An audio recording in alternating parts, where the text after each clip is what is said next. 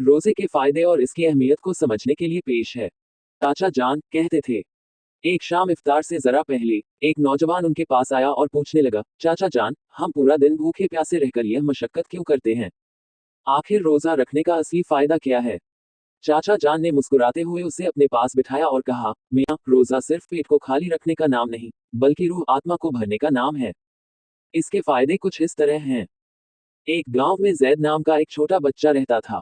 उसने देखा कि रमजान के महीने में उसके अम्मी अब्बू सुबह से शाम तक कुछ नहीं खाते। उसने अपने अब्बू से पूछा, अब्बू, भूखा रहने से क्या फायदा? अब्बू ने मुस्कुराकर जैद को पास बिठाया और कहा, बेटा, जैसे हम अपने घर की सफाई करते हैं, रोजा हमारे शरीर और रूह आत्मा की सफाई करता है। अब्बू ने समझाया कि जब हम रोजा रखते हैं, तो हमें उन गरीब लोगों की भूख का एहसास होता है जिनके पास खाना नहीं है, जिससे हमारे दिल में हमदर्दी और दया पैदा होती है। जैद ने उस दिन अपना पहला रोजा रखा और महसूस किया कि उसे अब छोटी छोटी चीजों की ज्यादा कद्र है।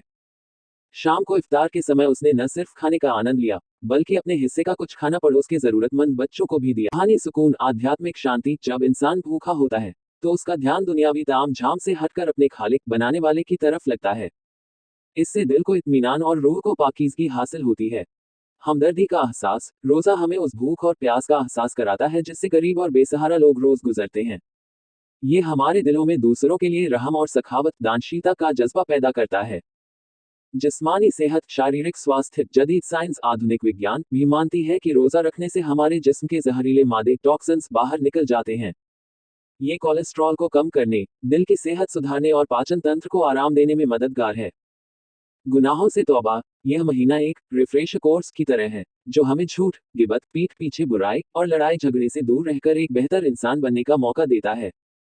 चाचा जान ने अपनी बात खत्म करते हुए कहा, बेटा, रोजा एक ढाल है जो हमें बुराइयों से बचाती है और हमारे किरदार को कुंदन सोना बना देती है।